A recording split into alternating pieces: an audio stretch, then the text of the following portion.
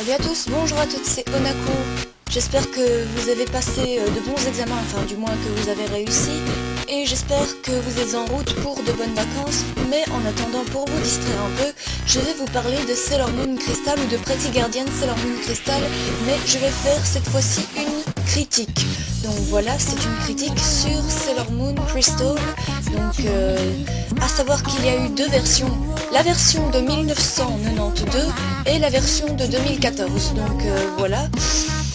À savoir aussi que entre la nouvelle version et la précédente version, il y a quand même quelques petites critiques à faire. Et je vais d'abord vous faire les critiques sur la première version de Sailor Moon. Alors, pour le synopsis, Sailor Moon n'est autre que Usagi Tsukino, une écolière plutôt assez maladroite qui a rencontré un chat qui lui permet de se transformer et que ce chat s'appelle Luna pendant 5 saisons d'affilée avec ses amis et d'autres amis qui vont venir avec elle, elle va sauver la Terre. Bref.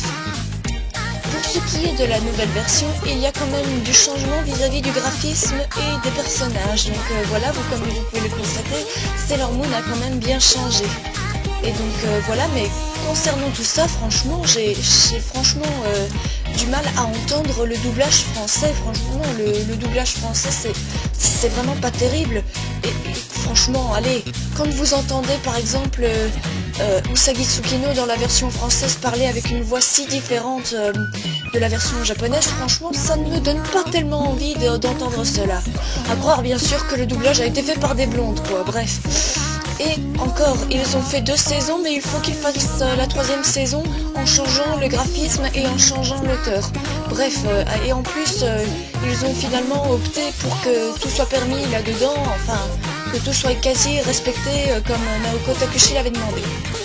Pour ce qui est de Mamoru Shiba, donc voilà, dans la version originale, son prénom ne change pas, mais il faut que dans la version française, il s'appelle Andy Chiba.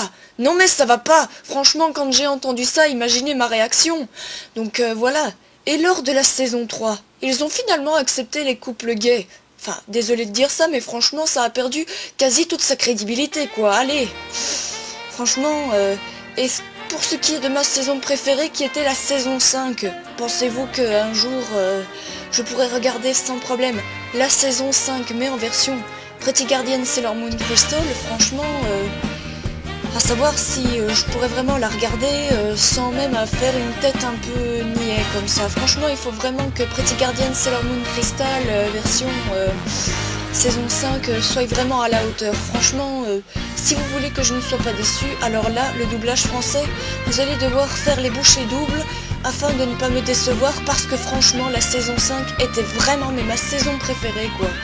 Bon, j'espère que cette petite critique sur Sailor Moon vous aura plu.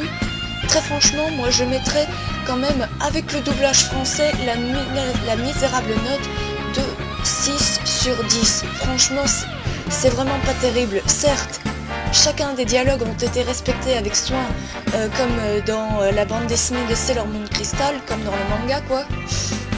Mais il faudrait faire beaucoup mieux si vous voulez que mes oreilles ne soient pas agressées par du doublage français à peine bien fait. Bref, passez de bonnes vacances. Moi je vous retrouve pour une prochaine vidéo sur les formules de bonne manière japonaises. Je vous dis ciao ciao, mai mai bu, minasan sayonara.